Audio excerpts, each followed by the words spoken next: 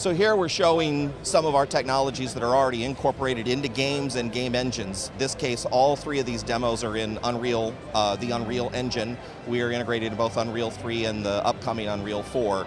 This is a demo of a technology we have called Turbulence. It's a real-time particle simulation. We have tens and tens of thousands, actually over 100,000 particles being simulated in real time. And it's not just canned. As you can see, everything's interactive. It's interactive with the player, it's interactive with the weapons, it injects forces into the world, and it's a really cool new class of effect that people haven't seen in games before, and it's all made capable by taking advantage of GPU acceleration, where we're, instead of like your normal CPU might have 4 cores, we have 1,000 cores available that we can run a simulation on, and by parallelizing it, we can do things at a scale people have just never seen before, and you can see it produces some pretty dazzling looking effects.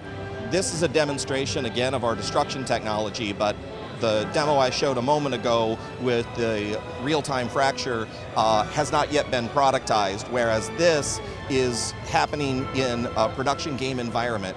Here we've pre-fractured, so the fracture occurs where he shoots, but based on content that was authored by an artist. And everything in this entire room is fully destructible, and it's hierarchically destructible, so you can break it and then break it again and break it again. And the entire simulation of the physics is happening again on the GPU, not on the CPU. So we can have thousands and thousands of interacting rigid bodies, and you'll see there's effects where things hit things which cause other things to explode and destroy. And then, you know, sometimes you may have to argue why somebody needs a feature in a game. I don't think you have to argue why people want to blow stuff up. I think it's pretty fundamental, and the more people can interact with the environment and change the environment that they're interacting with provides a really compelling gameplay. This is all integrated into the standard UE3 package. In fact, all of these effects that you're seeing are part of the standard UE3 that everybody licensee has available. So this kind of technology could go into any game someone's working on if they chose to focus on that as part of their gameplay.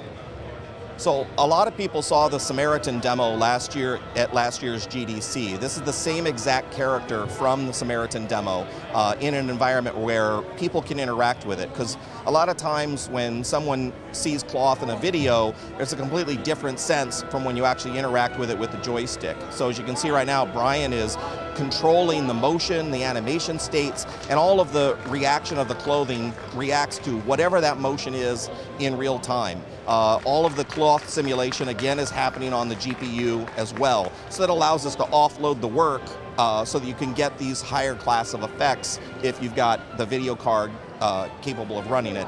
And you can see there's enormous amount of simulation happening from his sleeves to the belts to even his tie, and just seeing how it interacts with the animated character is really compelling. So you're seeing a lot more of this in video games today, where the characters are just moving to another level of realism. What he's doing right now is showing some debug visualization features.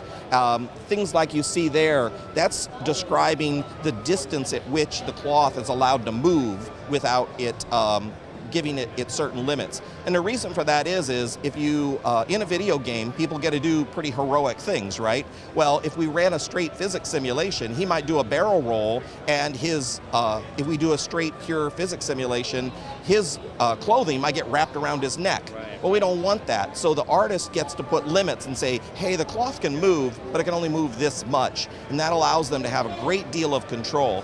This is a visualization of what the collision is. So when we're doing the physical simulation, the clothing is colliding against those volumes that are being highlighted there. So you're seeing that this technology is part of the standard UE3. It's been in there for over a year, and you're going to see more and more clothing, basically these physics simulations of all kinds running in games for UE3 licensees.